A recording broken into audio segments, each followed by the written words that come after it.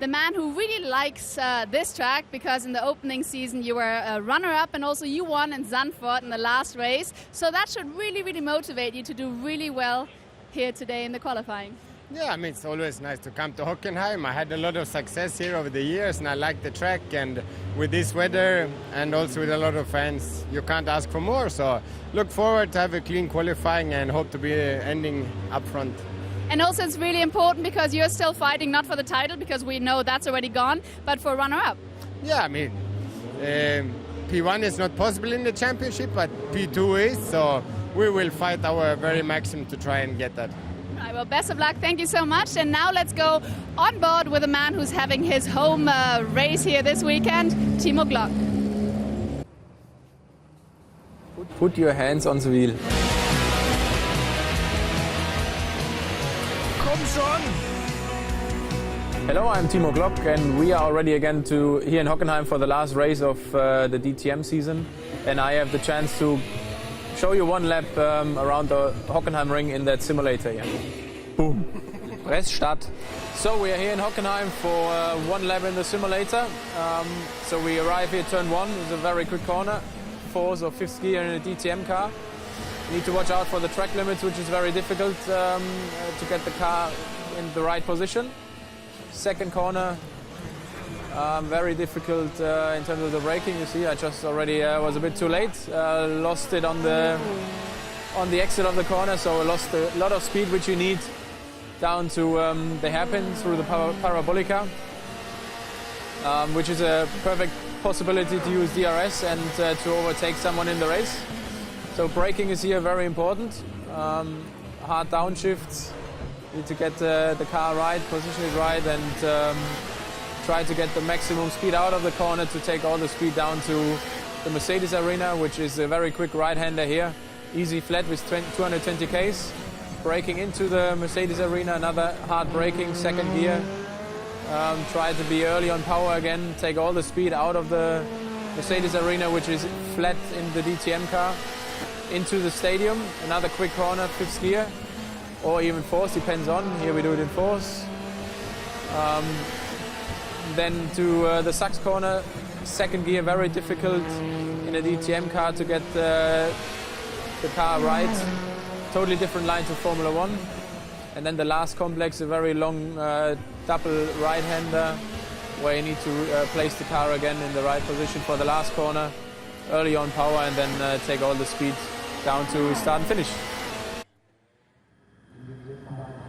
Well, there we have it. Thank you very much, Timo Glock, on a hot lap here at Hockenheim, this 4.5-kilometre circuit that opens the season and ends it as well.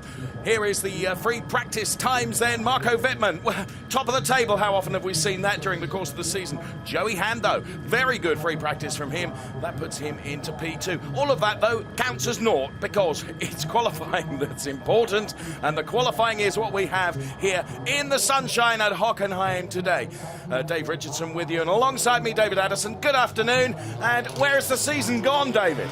Doesn't seem 5 minutes ago that the teams arrived here for the opening round of the championship, and there are all the question marks as to whether or not any of these young guns were going to be able to mix it with the old guard. And here we are with Marco Wittmann after an extraordinary season. Won the championship 2 rounds ago, didn't he, back at the Lausitz ring in fairly grim weather. He did enough that day to score the points, whilst we were all getting excited about Pascal Wehrlein taking a maiden win.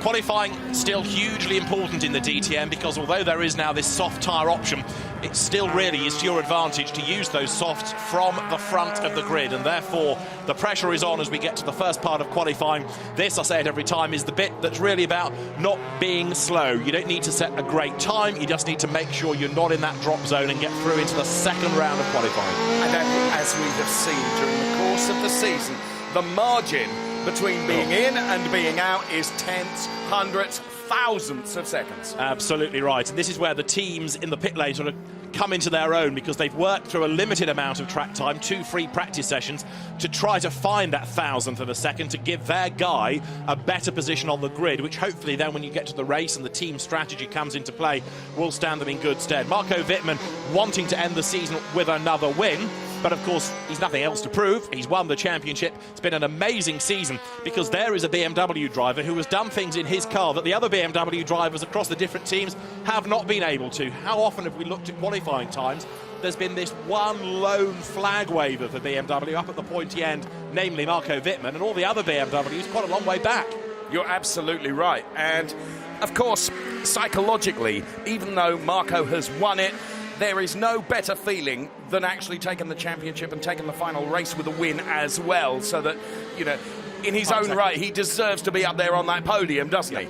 And, you know, on past experience, you wouldn't bet against him being P1 at the end of the race tomorrow. But we've got this excitement to come first, and that is qualifying. As we're watching Miguel Molina now in the Audi 20.5, then first sector around off the back of the parabolica, around the hairpin that really provides a pinch point here at Hockenheim, which will be the scene of so much action come the race tomorrow. Understandably, of course, everyone's first flying lap sector times will look good, but he's already been bested by Scheider and Tomczyk, Timo Scheider and Martin Tomczyk within that first sector.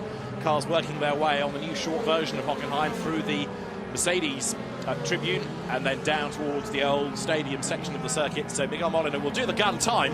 What you're looking at is something in the 32s, because that was what Adrian Tombay did as a qualifying time here at the start of the year. The quicker of the 2 free practice sessions was the second, perhaps understandably, because the track had rubbered up a bit more. And a 1:33.5 was a Marco Wittmann top time out of that second session. Okay, well, we're following Molina now as he rounds the Sud Curve and heads towards the timing line to give us our 1:34.048, which notionally gives him P1 at the moment, but it is only notionally. But interestingly, that first effort was still quicker than anybody went in the entirety of free practice 1. As I say, the track's rubbered up a lot since. We've had an F3 race, we've had another free practice session for DTM, we've had Sirocco and Porsche qualifying, so the track should be better. The other interesting thing to factor into all of this is that take the 2 practice sessions together, 3 sectors times 2 sessions, so that gives you 6 sectors. 5 of those 6 have been topped by BMWs. Okay. You can take the hood off your anorak now, as he has been going through the figures, as you can tell. Marco Wittmann, whoa, there's no surprise, 1:33.722. He immediately puts that BMW at the top of the chart. As we look at Paul di Resta now, who I think, barring some bad luck, David, over the last couple of rounds, Paul di Resta has come good, hasn't he? The talent has always been there, it's just that the car has not been willing. We know that Mercedes has had a troubled season, but Paul di Resta can still deliver. Remember, DTM champion before he went to Formula 1 and has come back to DTM and has found it tough, but all the Mercedes drivers have found it tough. He goes quickest, a 1:33.442, but it's really the times in Q3 that we need to jump up and down about, because that's when they should be in the 32s. Matthias Ekström here is not yet in. He's the first of those drivers outside the top 18. Remember, 18 go into Q2, and Eki crosses the timing line, and he goes 4th fastest. That'll do, thank you very much. He's in. It was Matthias Ekström that gave us the onboard lap at Zandvoort. And just as he was talking us through that lap, and what's great about Matthias, he's such a character, isn't he? Yeah. And this corner, you take flags. Great line. He's Welsh, is he? Timo Scheider now, as he crosses the timing line to go P7. Okay, got really excited about that. 1:33.442 is the fastest so far. That comes from Paul di Resta, as we're looking at Gary Paffett now with a sideways moment. Well corrected there. And he's not yet in either. Paffett is 21st, so you can see why he's got to try hard. And he needs to find something. Euronics has decided it's going to commit to another season, which is good to know.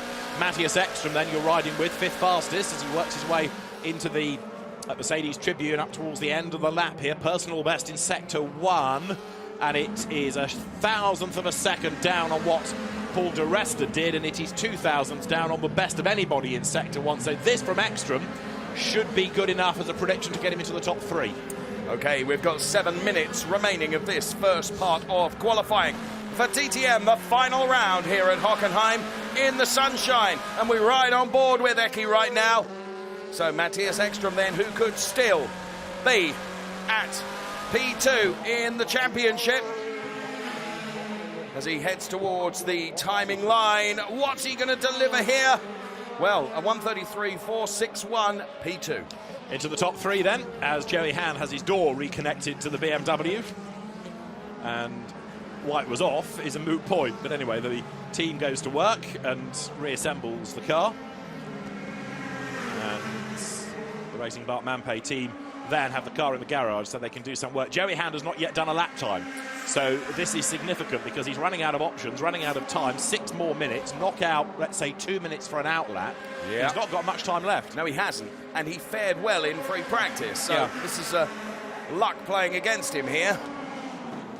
Well, we'll see and hope that he does manage to get that out. Here's Antonio Felix da Costa then, as he heads towards the timing line right now and goes P13. Okay, that gets him in. He was 20th. So those at the moment that miss out, Bruno Spengler, amazingly, former champion, Daniel Hunkadea, Vitaly Petrov, who caused 2 red flags in the second session, Gary Paffett. So I'm afraid, again, you're looking at 3 Mercedes there, and also Joey Hand, who's not done a lap time. So 2 BMWs, 3 Mercedes in strife. Vitaly Petrov, free practice 2. His second red flag was because he put the car in the gravel. The first one, he stopped on the track feeling that a rear wheel was coming adrift. Really? Yeah.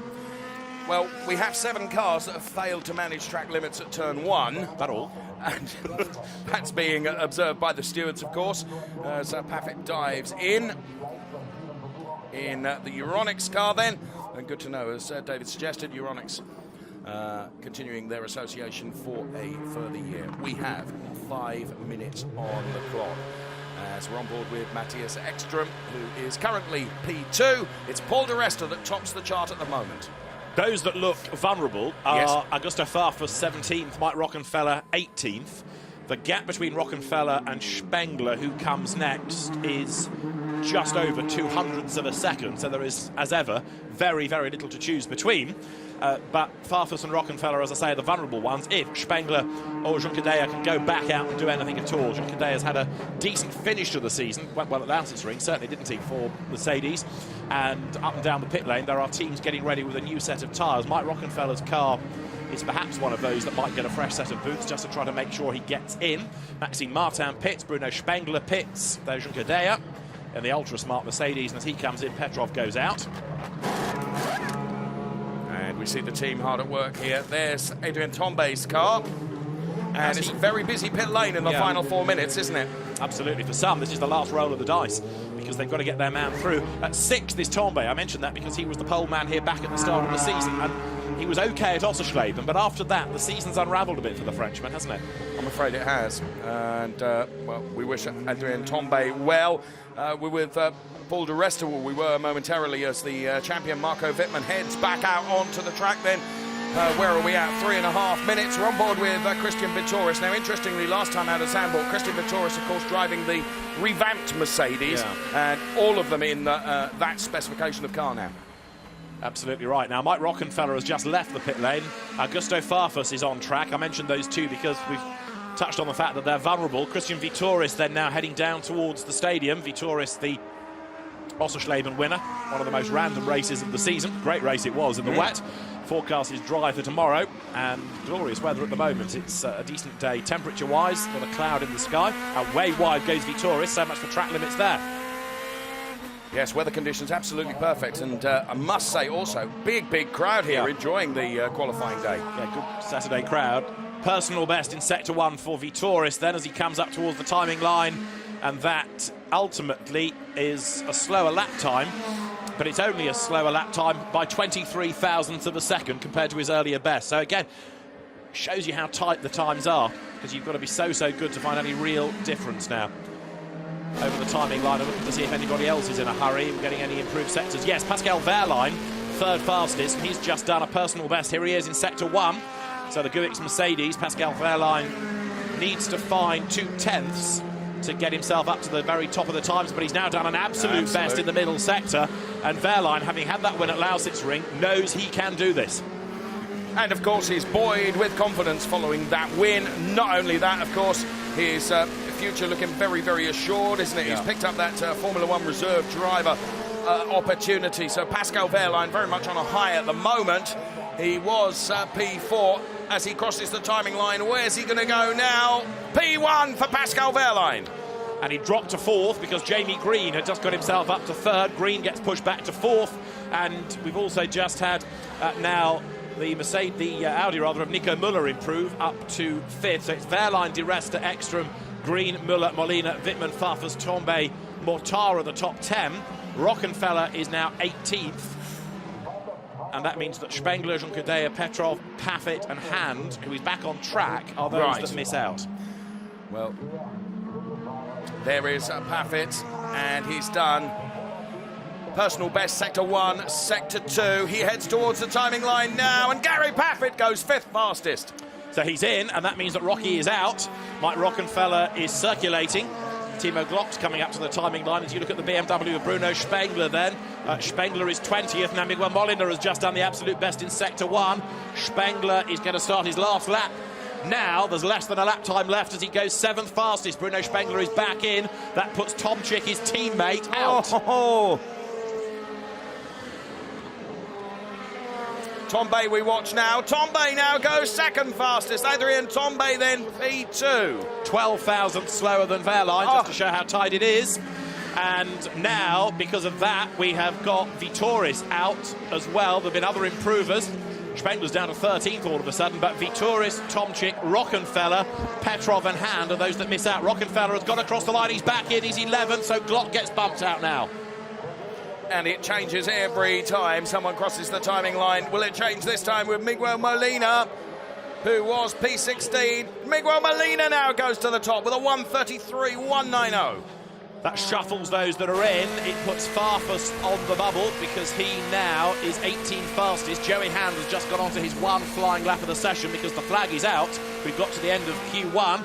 Here is Timo Glock, who is 19th, so he's the first casualty. He was down in sector 1. He did a personal best in sector 2, but I'm not convinced that this is going to be much of an improvement, but really, as long as he can find a 10th, he should get himself back in.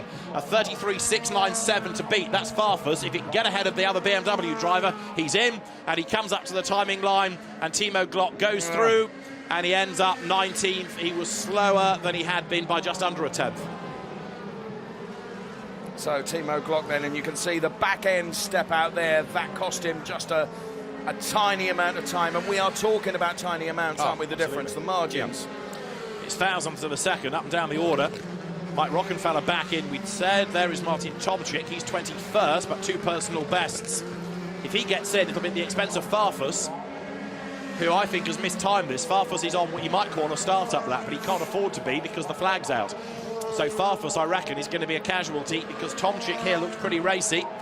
He has got to beat a 33.697 to get in, and Tomczyk goes across the line, does a 33.8, and that is a personal best, but it's not good enough. That preserves Farfus, and Joey Hand has gone 21st, but little good does it do him, I'm afraid, because that's the wrong side of 18th, and therefore he's out. Well, that blew the cobwebs away, didn't it? It did rather. It did rather, and that's what's so exciting about DTM qualifying, isn't it? Because the margins are just so close. Every second is changing. And actually, Q1 and Q2 are often the better parts, yes, because you know you're 8 when you get to Q3, and it's just a case of seeing how the lap times slot in. But these two with casualties are always dramatic, and this, Dave, is how we look at the end of Q1. Molina then tops with a 1:33.190. Then it was Pascal Wehrlein P2. Tombe, Green, Scheider, De Resta, Ekstrom, Wittmann, Rockenfeller, and Eduardo Mortara rounding out the top 10 with P11, Maxime Martin, and P12, Antonio Felix da Costa. Then it was Robert Wickens, Gary Paffett, Bruno Spengler, Nico Müller, Danny Ucadella, and Augusto Farfus. Those we lose. Timo Glock, Martin Tomczyk, Joey Hand, Christian Vitoris, and Vitaly Petrov. Those are the casualties of the first part of qualifying here at Hockenheim, as we see the cars making the way back into the pit lane. Just have a small gap before we get out again for Q2, and the excitement reaches an even greater fever pitch, I feel. Shows you how a season can change quickly, can't it? Christian Vitoris, winner back at the start of the season, 22nd. Martin Tomczyk back on the podium at Zandvoort. He fails to get through as well. Lots of people being warned about track limits, but nobody having their times affected, as far as we can see from that first part of qualifying, as there is Timo Glock, frustrated, 19th, but as the drivers will say, you never know what they can do with a clever strategy, and you never know in the DTM what might happen. Certainly Zandvoort was dramatic. Lausitzring had its moments, didn't it? And the Ossersleben wet race was another.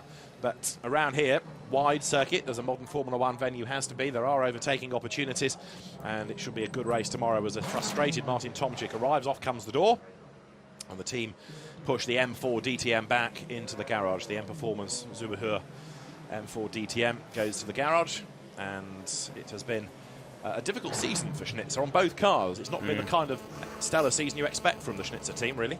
No, no. Now, Joey Hand will feel hard done by, really, because his whole session was compromised by that door, which seemingly wouldn't go back on properly. I think there was something more than that. I think they needed to get the car into the garage because it was there for 10 minutes. I think that was more than just the door, because we saw them reconnect the door as though they were going to send the car out, and then it ended up in the garage. I think there was something else that was a problem there, but we'll find out post-session, no doubt. So those that we lose, Vitaly Petrov, it's not been his day, has it? The Russian driver, at least returning to a circuit at which he has raced before in the DTM, back from the start of the season. He's out, and Christian Vittoris also a casualty. Let's hear from him with Verena. Christian, obviously you look very, very disappointed. The last qualifying of the season and P22, that must be very frustrating. Yeah, it is. We had a difficult morning with a few problems, and it looks like that we had the same or similar problems in the qualifying. And yeah, difficult start to the weekend, but obviously tomorrow is the race, and we try to do our best there. Obviously there are some chances, some opportunities here to take over or to overtake, because you're still fighting for the second position in championship. Yeah, of course. I mean, the target is to score as many points as we can. Obviously from the back of the grid it will be difficult, but we try our best. All right, thank you, Christian. Back to you guys. Verena, thank you very much. So downbeat Christian Vittoris, who will do his best, of course, in the race. There's no question about that. And be disappointed. And it was interesting to note that he felt he had issues in free practice, David, and those issues hadn't been overcome, had they, for qualifying? Exactly. There's not that much turnaround time. And, of course, for the teams, the new format for this year with only the rollout on Friday, it doesn't give you much track time on Saturday itself. Now, as you look at Timo Glock, 19th, news comes that under investigation at the end of Q1 is Daniel Junqueira. Right. Well, whilst David consults the Oracle to find out the article that relates to him being under investigation, we continue to look at the images then from qualifying, and a great heli shot then of the Hockenheim circuit here.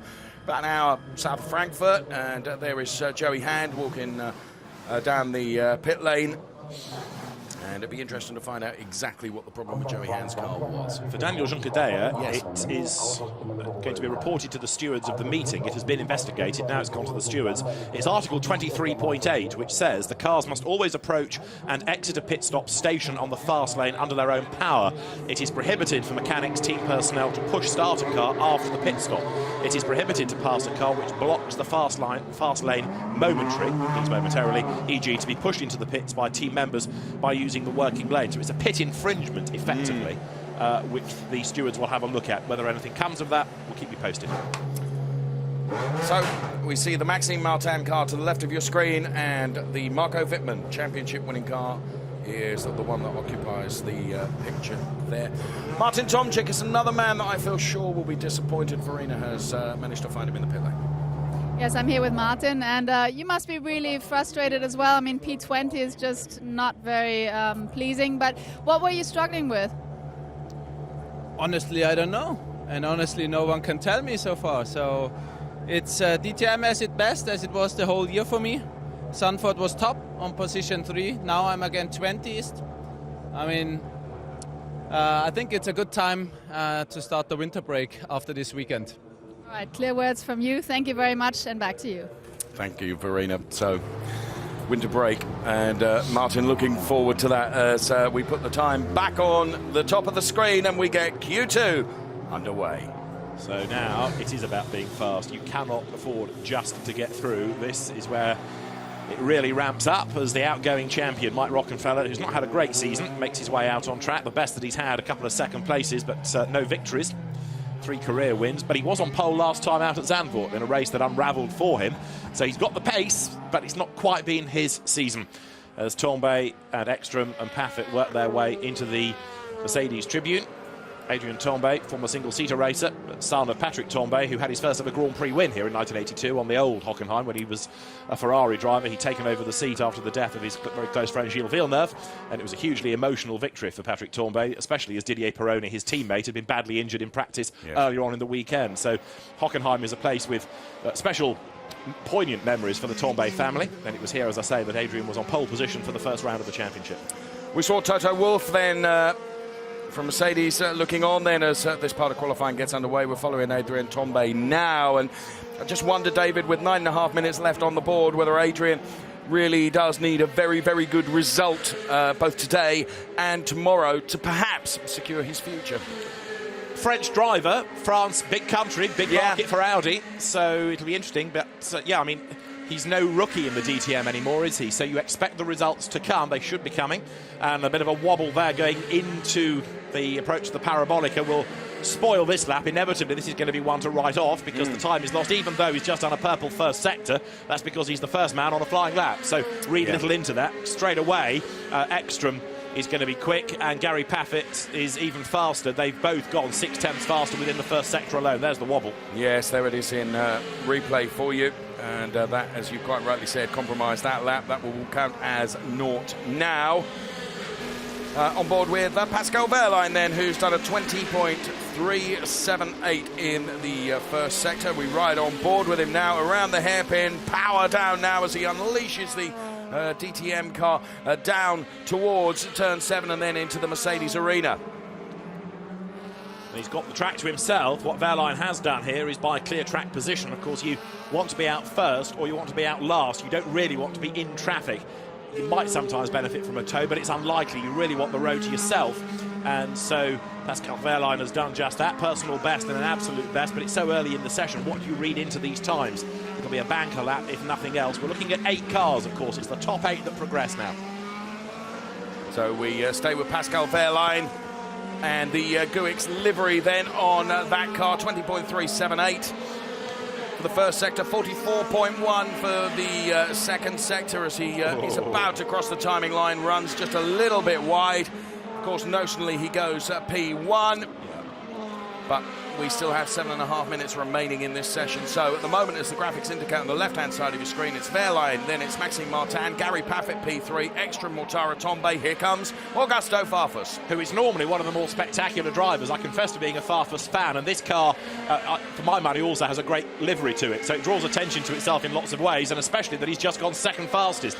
The Brazilian, who's been a mainstay of BMWs for many, many seasons now, but came into touring car racing as an Alfa Romeo driver after his single-seater career. He's gone second. Now it's third because Jamie Green has just gone top. And here, Miguel Molina, the Spanish driver, looking very good indeed. Mike Rockenfeller has gone quickest of all. And where will Molina go? Here he goes then towards the timing line. He goes P2, 133.193. Audi 123, Mercedes 4, BMW 5, which is Farfus. Audi 6, Scheider. BMW 7, Da Costa. Mercedes 8th, De Resta. But all that's going to change, I have little doubt, with 6.5 minutes to go. So those then, that with 6.5 minutes to go, that are in the drop zone, if you like, Paffett, Wittmann, Ekstrom, Muller, Juncadella, Mortara, Tombe, Martin Wickens, Spengler, but long way to go yet. So Molina then, we watch in replay. Here is Bruno Spengler in the BMW Bank livery. He just gets it a little bit wrong there. Just saw the back end step out around the Sachs turn. 3 times a winner here alone, so Spengler should know his way around. He knows all the tricks of the DTM, and this should be an improvement for him as he goes across the timing line, but only 14 fastest. I think it was around turn 12. He just seemed to get the line just a little bit wrong. Here it is in replay, David. See what I mean here. You just see the back end step out a little bit because he's run wide. Maybe you can put that down to cold tyres, just pushing a little bit too hard, yeah. And again, it doesn't look very much, does it? But when you break it down to thousandth of a second, which is the margin, you understand why he loses out. In the RMG BMW garage, in the pit bunker there, the engineers look on, and Marco Wittmann is, for the moment, only 12th, so he would miss the cut. This is Robert Wickens now, with the Freeman's Mercedes, heading up towards the timing line now, Robert Wickens. We have under 5 minutes left to run. So we're at the top with Mike Rockenfeller, then it's Molina, then it's Green. So it's 3 Audis, then a Mercedes with Pascal Wehrlein. Before it's a BMW, Augusto Farfus. Timo Scheider then, and Antonio Felix da Costa. And rounding out the Paul de Resta is the next in line. And then you can see from the graphics, the red indication, those that are on the bubble are indeed well in that bottom half, which means they would be disappearing from this part of qualifying. So we follow Robert Wickens at 20.378 through the first sector. Around the hairpin he goes. It's a reasonable exit. I'm not sure that the turn into the hairpin was exactly right, but we will see when we get the sector 2 time. So Robert Wickens in the Mercedes-Benz. Put the Rocky time then at the top of the graphic for you, and 44.1 in sector 2 for Robert Wickens, so down on the Mike Rockenfeller time, but still personal best for Robert Wickens in sector 1 and sector 2. We follow him around the Saxa curve, turn the little 13-14 before we're into the Sud curve then for Robert Wickens. Turn 15, 16, and heads towards the all-important timing line to find out what sort of time Robert Wickens is going to post. It's going to be P9. Which means that he does right not on the line. progress. Yeah, absolutely. And he's missed out by under a tenth of a second. Again, we're talking hundreds and thousands as the margin. 3 more minutes to go. Marco Wittmann has just left the pit lane. Right. I mention him specifically because he is currently 13th fastest. And Wittmann has been in the top 8 in every qualifying session we've had this year. He has not missed out on being in Q3 at a single round. Is that going to change for the grand final here at Hockenheim? We'll wait and see. We'll know in just under 3 minutes' time. So, looking at the judicial screen as I'm renaming it, it's been turn 1 that has been the big problem in terms of track limits, but also turn 11 now is beginning to rear its head as well. And we have 1, 2, 3, 4, 5, 6, 7 cars that are being warned about track limits as we watch this in replay. And a new set of tyres going on. Hankook tyres for everybody across all 3 manufacturers. And so Matthias Ekstrom is hard at work because Eki is 10th. Winner at Zandvoort, but for the moment he's going to miss the cut. The man on the bubble is Paul de Resta. So at the moment the target time, if you're 9.4 or lower, is a 33.4. Yeah. The best time of the day, remember, is Marco Wittmann's, from free practice at least I should say, 33.5, but a 33.1 Miguel Molina in that first part of qualifying, and a 32.2 back from the qualifying session here at the start of the season. So right.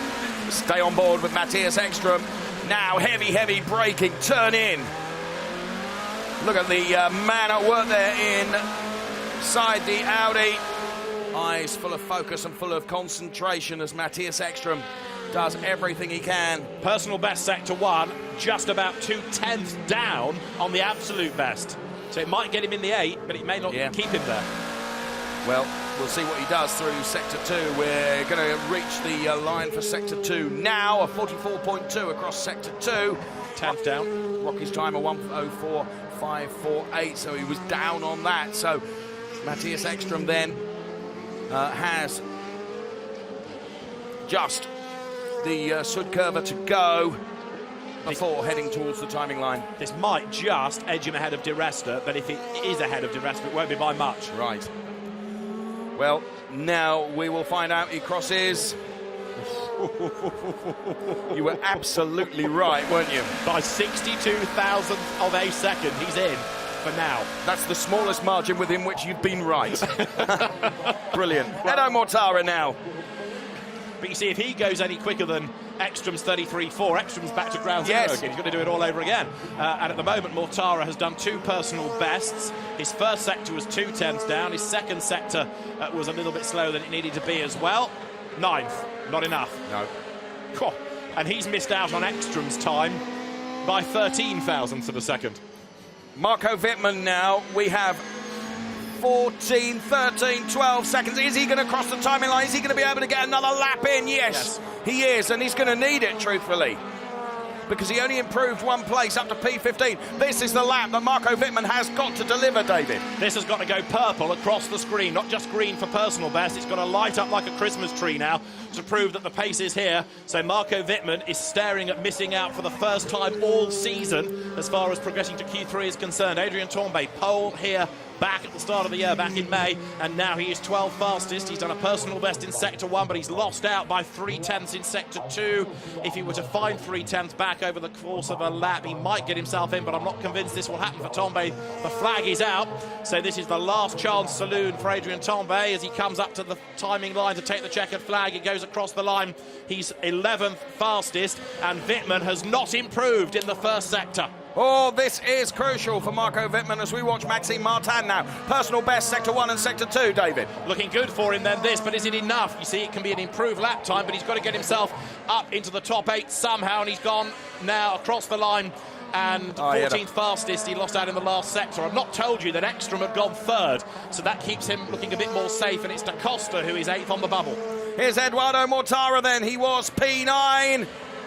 He now goes P8, so now Edo Mortara is just above the line. And Da Costa had just taken the flag ahead of him, so Da Costa is out. But this is the crucial one. Marco Wittmann had a poor Sector 1. He's got traffic now, hasn't he? He was Sector 2, personal best. Is this going to be enough for Wittmann? I don't think it is. No. Yeah. He lost a 10th in the first sector, another 2 tenths in the middle sector, add it all up, and he ends up 13th. So, yeah, for the first time all season, he misses out on Q3. And here in replay then, around the hairpin. And we go on board with Wittmann, and this is where his line through the hairpin, and then he's got traffic ahead of him as well, runs out onto the curb. Well, as you say, for the first time, David, Marco Wittmann not into the final part of qualifying. Here's the result then in full for you. Mike Rockefeller topped the table with a 1:33.172.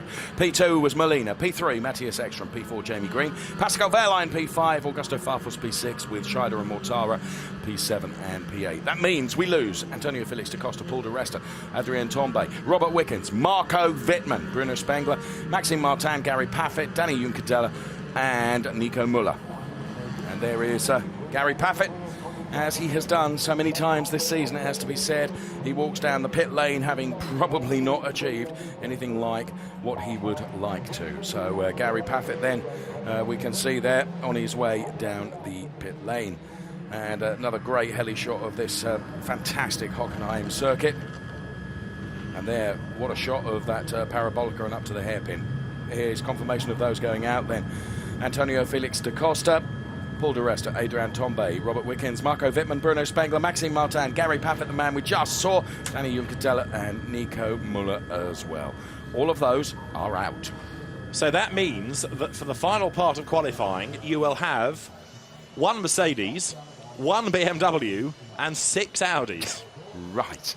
And that means that it is Augusto Farfus upholding BMW honour, having thus far got himself to 6th in Q2.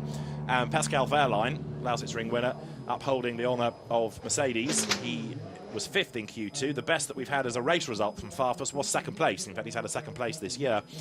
But he is now hopefully going to be able to go strongly for BMW. As I say, he's upholding its honour. Scheider is for Audi 7th out of Q2 behind him, and Wehrlein for Mercedes is ahead. Of those we lose, Nico Müller, 18th, he will start on the grid. Rather anonymous, it must be said, in all the drama of the second element of qualifying. He looked good early on in Q1, but he's 18th in Q2. 17th, Daniel Juncadella in the Petronas Mercedes. The Spanish driver then not being able to back up the pace that we've seen on a couple of qualifying sessions this year. 17th he is behind Gary Paffett, his teammate in the Euronics Mercedes, who ends qualifying a frustrated 16th. But Gary's still trying to work with Mercedes and find which bits work, ready for an improved drive for next season, and it makes sense to have him as the development driver. It's been a sacrificial season, but he has gone strongly as best he can developing parts. Let's hear from Gary now in the pit lane. Gary, P16 is just not working really well. Are you kind of glad it's almost over and next year you can start from scratch? Yes and no. Obviously it's been a tough season and it continues to be tough, so it is difficult for us, but you know, we just have to keep trying to improve, trying to go forwards. The gaps are very small at the moment, so we wouldn't need too much to go a lot further forward, but you know, we're just at the back end of of the good times, and we've got a lot of work to do. I mean, there's some new bits on the car, and it takes time to get the most out of them. So yeah, hopefully, we're hoping next year's going to be a lot better. All right, crossing my fingers. Thank you, Gary. Back to you. Thanks, Verena. And Gary always tells it the way it is, doesn't he? And to be fair, you know, as an analyst, he will be giving that feedback back all the time, and he is the best possible person, isn't he, to be sending that data back and that feedback back to the engineers so that they can, as he suggests, maximise everything out of what they're doing to those cars.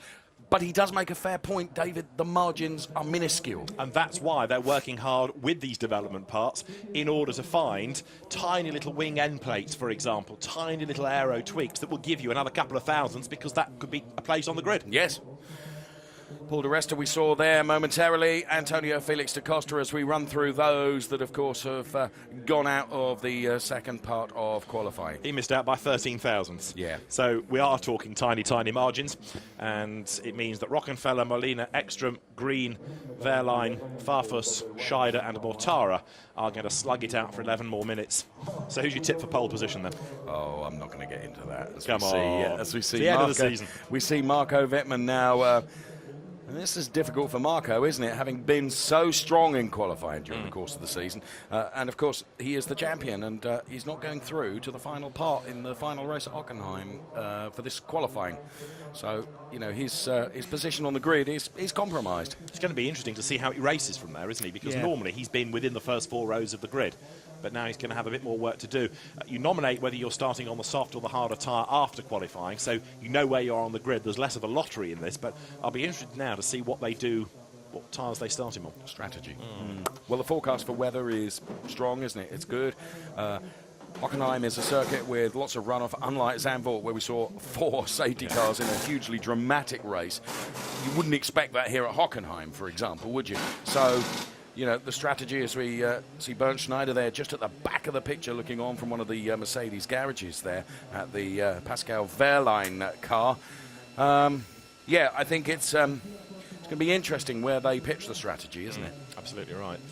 And for Pascal Wehrlein, he's in that top 8, so he's going to be strong. Matthias Ekstrom coming here on the back of the Zandvoort win, proving to people that he can still do it. He's not lost his touch. And Bruno Spengler's another frustrated driver, but Verena has caught up with him. Yeah, I'm here with Bruno. Bruno, P14 certainly is frustrating, but is it also a team problem, or what's the problem? No, I mean, it's always easy to blame the team, but I don't think it's a team problem. I just think today was a bit of a hard day for us, for whatever reason. BMW had a great season, you know, in general, so you can't be on top all the time. So I think the achievement that has been done from BMW this year is already amazing. We have to analyze tonight what the problems were, and try and get ready for tomorrow and get maximum points for the brand. You know, we still have 1 championship to get. It looks tough with the positions we have. From my point of view, this season in qualifying, we have struggled just to find pace in general. I was never really happy with my car in qualifying more or less 80% of the races this year. So if you're not happy with your car, you know, you can't do anything. You know, you can try anything you want on your driving style. There's nothing really you can do. I did my best today, and it wasn't any possible to do better than P14. But, you know, tomorrow is a new day, and I'll try and push and score maximum points I can.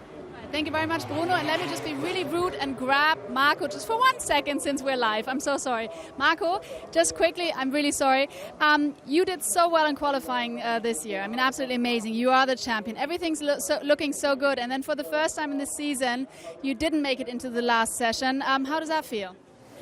Well, of course, not so happy as the races before. But, I mean, so far we had always such a great qualifying performance. For me, it was clear that it's not always going to happen this for a long period. Today was not our day, especially on my quick lap. Pascal Wehrlein was in my way. He was on his in-lap and blocked me. Normally the drivers leave space, especially if you're in the in-lap and not on your fast lap. You should do it. He didn't. And we need to see what the race director says. For me, it was not fine, because otherwise I could have done for sure a few positions more in front. But you can fight really hard tomorrow. Well, tomorrow is another day, and I'm looking forward. I mean, so far I started always in front, now in the middle, and so the motivation is even higher to get in front. I bet. Thank you so much, and apologies to the team, and back to you guys. Thank you very much, Verena, and well done for getting hold of Marco Wittmann. Interesting what he said, because, you know, I mentioned when we were talking through Wittmann's final lap that he had got traffic, and I didn't I didn't think he was impeded, if I'm honest. I'm sure the race director will study everything. He'll study the data, he'll study the pictures and have a look at it. But, yeah, that's one lap out of the session, though. It is, and, you know, I just felt he was wrong around the hairpin. Didn't seem to get the best line there. And, yes, he did have, you know, he was running up towards Pascal Wehrlein, but I'm not absolutely sure Pascal blocked him. But as I say, that was one lap out of that part of the qualifying session. So there were other laps on which potentially he could have been able to wring the time out of the car. So Matthias Ekström means business here. He was not only the first man out, but he was actually queued up ready to go before the lights went green. He means business. Ekström wants a pole position out of this, doesn't he? Well, Matthias Ekström would like to be wearing the badge of second in the championship, and on the aggressive showing that we're seeing from Matthias Ekström right now, who knows what is possible. Tomorrow will reveal all, but before then, he's got to get his position on the grid, and he crosses the line now with a 1:33.403. Notionally, that means he is quickest in the first part of this session of qualifying, but we still have 7.5 minutes left to run, and here's Timo Scheider, who, in comparison to Ekström, has done a personal best Sector 1 and Sector 2. Looking good for Audi. Indeed, 6 of them in the top 8. First lap for Scheider, so it'll go green for him. Ekström hasn't had a pole position all year, and actually he's not qualified that well, has he, in many events? Remember the Nürburgring, dreadful qualifying effort. Lausitzring wasn't that hot for him either. Timo Scheider then slots in second. Rockenfeller is on track, Wehrlein is on track, Moliner is on track, Green is on track, so that means that Farfus has yet to go out, and there is one other that has not ventured out onto the circuit yet either. As over the line goes Pascal Wehrlein, and he goes second, 1:33.785. Jamie Green, oh no, Jamie Green has gone out. Who's the other one that we're missing? Mortara. Here is Molina then. P2, a 1:33.565. So Ekström at the moment at the top of the table, a 1:33.403. Then it's Molina, Wehrlein, and Timo Scheider. So we have 2 Audis and a Mercedes, the 1, 2, 3 at the moment, but still 6.5 minutes left of this to run as we watch Jamie Green now. Very, very experienced racing driver is Jamie Green, and he will try and wrestle the max out of this Audi, that is for sure. Double winner here. I'm interested to see how slow the times are compared to back at the start of the season. 32.2 pole for Tombe, 33.4 opening salvo from Ekström. I know he'll find some time, but I can't see him finding a whole second. Here is Jamie Green then, concluding his first run. So Ekström's time, a 1:33.403. Where's Jamie Green going to sit? Well, he's going to sit it right next to him. P2 with a 1:33.480 for Jamie Green. 77 thousandths down, and Augusto Farfus has just joined in, so that means there's only Mortara still to run. Mike Rockenfeller would like to go out of his title defence season with a victory, would he not? And he's well placed to be able to do it in that top 8. But yeah, Audi, 6 cars in there, but of course not a great season in terms of results, only the 1 win.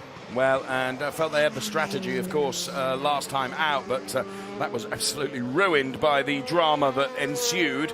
So Ekström, 1:33.403. What can Mike Rockenfeller do now as he rounds the Sud Curve and heads towards the timing line? Right now, Mike Rockenfeller goes P4.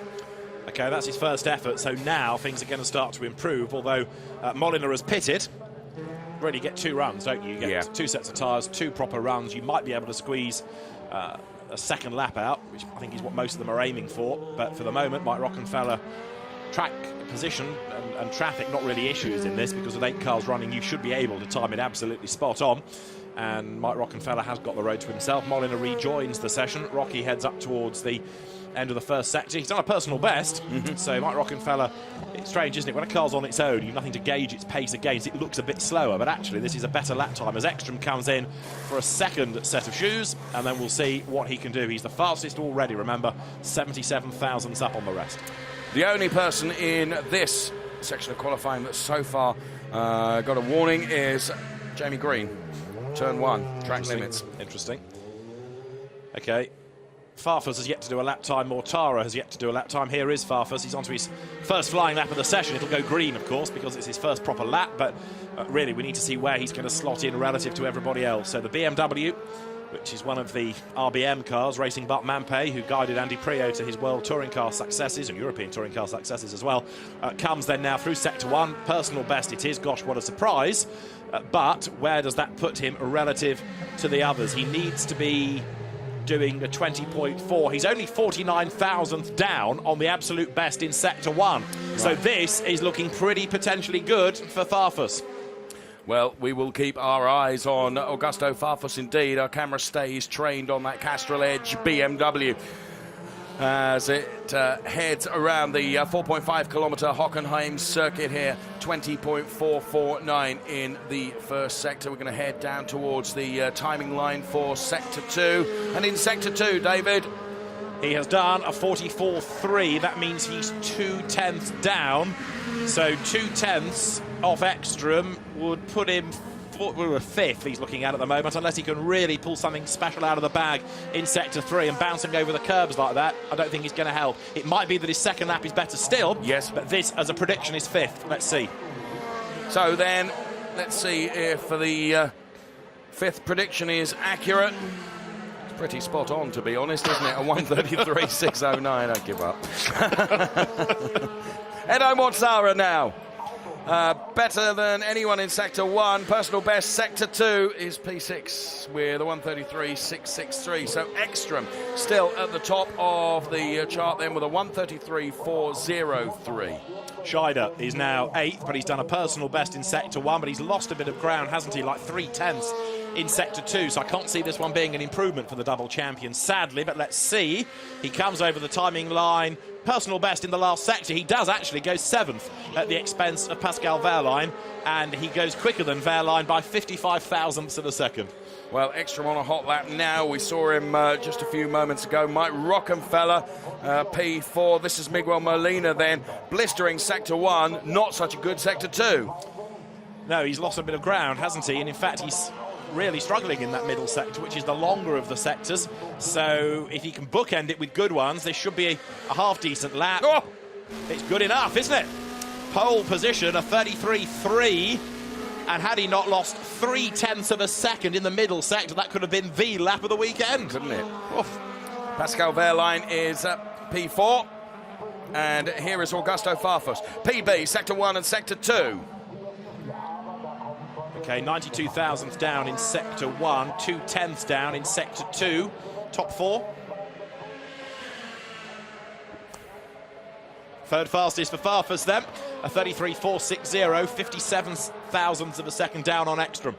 Here's Eduardo Mortara then, as we get to less than a minute left to run. Eduardo Mortara goes to P3, and he can deliver one more lap for sure. And Molina, 1:33.316. Yeah, Mortara's got the time. Has he got the life in the tyres? I think he has, because he joined in a bit later. He's out of sequence, isn't he? And here's Scheider, down in 1 and up in 2. So where does that put him? He's back down to 8th in his Snakes and Ladders session. He stays 8th. And this is his last lap, but I'm not sure he's got the longevity in the tyres now. No. Well, there is Scheider. And actually, Dave, of those that have gone on to another lap, nobody is improving in the first sector. I think you've got your grid. So Molina, Ekstrom, Mortara, Farfus, Green, Wehrlein, Rockenfeller. Well, certainly we've got it. Green in the pit lane, Rockenfeller in the pit lane as well. Flag is out now. This man could, Matthias Ekstrom. Now, where is he on track? Let's see him. There he is. Done a, 20.5. 2/10 down in the first sector. Got to do supreme Sector 2 and Sector 3 then, hasn't he, to improve? Well, he does that in Sector 2. Look, 44.1. Okay, so this might narrow the margin. Needs to find a 10th, but he'd lost 2 in the first sector. So, here goes. Well, we're on board with him now. Matthias Ekstrom then is trying to improve from his already good grid position of P2. Can he take P1 away from Molina as he heads around the Sud curve now towards the timing line? What can Matthias Ekstrom deliver as the checkered flag is out? Not enough. Tried, didn't he? But he's certainly on the front row. 16,000 Okay. slower. He misses out by, blimey, it's close. Miguel Molina then, third career pole, first one of the season. And it's going to be an Audi lockout. The top three, Molina, Ekstrom, Mortara, Farfus fourth, Green fifth, Wehrlein sixth, Rockenfeller seventh, and Scheider is eighth. That's one of the liveliest qualified sessions we've had of the season, I think. Yeah, I think you're right. Well, looking good for Audi, isn't it? I think we've said that before on occasions this year, and it's proved out not necessarily to be the way. However, yes, sheer weight of numbers at the front, I think you might be onto something here. 6 out of 8, you've got to have a good chance of a podium. You've got to do something pretty badly wrong not to get a decent result out of that. Miguel Molina is a very happy man indeed. And a 1:33.316 is the pole position time. Well, conditions were absolutely perfect. It was all about getting the max out of the car, but also finding yourself in position on the track where you could take advantage. And, well, did wonder whether that was going to... Matthias Ekstrom was just going to nick pole away towards the end, but in the end, not so. P1, Miguel Molina, then it's Ekstrom P2, then Mortara P3, then Farfus Green, Wehrlein, Rockenfeller, and Timo Scheider, bringing up the rest of the top 8 from qualifying for the DTM race, the final race of the season to come tomorrow, and some pretty happy Audi faces down there, David. Yes, and understandably so, because although they have some very good drivers and very good teams, results-wise, it's not been. And the drivers just behind them there. I'm intrigued about Wittmann starting 13th. This is going to be interesting, isn't it? Because not only does it mean that he's away from his usual rivals, but he really is slap bang in the middle of the field, and therefore he has got, unusually for him, cars all around him at the start of the race. The tyre choice of the team is going to be critical as Wolfgang Ulrich congratulates his drivers, but Wittmann is going to be in unfamiliar surroundings for the first few corners tomorrow, and that'll be interesting to see how the new champion deals with it. So qualifying result then, as it is currently: Molina, Ekstrom, Mortara, Farfus, Green, Wehrlein, Rockenfeller, Scheider, Da Costa, Di Resta, the top 10. I say the way it is at the moment, because in the past things have changed. Yes. And whilst we're not suspecting that anything will change, just have that little caveat in there, because it has happened in the past. Matthias Ekstrom there, you can see, being congratulated. And there from a different angle. So Matthias Ekstrom from P2 tried his level best to get into the P1 position.